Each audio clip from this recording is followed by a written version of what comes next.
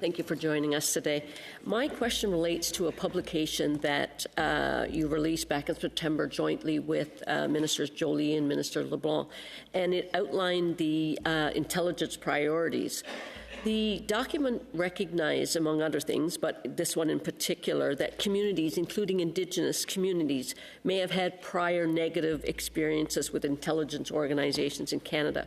And the document then followed up with a commitment to earn the trust of such communities through concrete actions and improvement and accountability. I'm wondering, could you speak a bit about this, like what kinds of concrete actions are being taken in this context, and what's the process for developing these plans and actions to combat that, in particular with Indigenous communities? Minister Blair. I think I spent much of my life in law enforcement, and one of the things that I learned in that experience is how important trust is. You need to earn the trust of Indigenous communities, and I think it begins with an acknowledgement of mistakes that have been made in the past and things that we need to do better. It has to be demonstrated by a commitment to actually sit down and honestly and frankly talk to people about some of the challenges that we have faced and the things that we need to do together. I can share with you that those conversations are in fact taking place. I've already indicated I've gone to the north and tried to engage, and I think we've made some real progress, and people have been kind and generous in allowing us to have those conversations about what needs to be done. Tomorrow, we're meeting with the Inuit organizations, and the whole day is going to be dedicated to the work that we have to do together in the north. And it's going to be absolutely essential that we rebuild trust. Trust that not just that we're sincere, but that we are prepared to make the changes that are necessary to have a truly respectful relationship.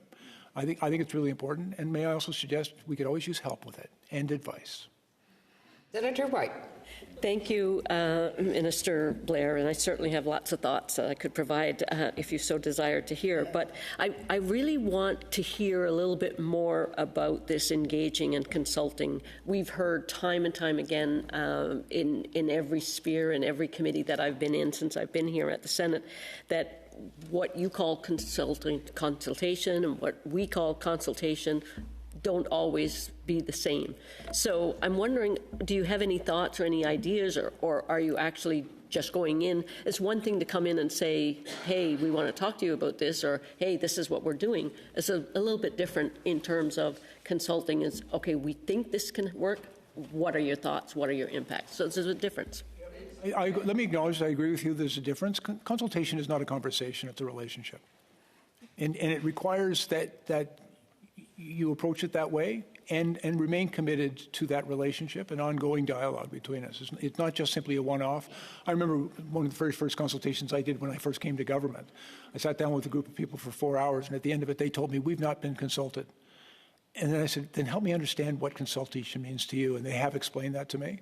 I think it's important. Again, in my previous job, I was police chief, I set up consultation committees with religious minorities, with ethnic minorities, with different communities throughout my city, because it's a very diverse city.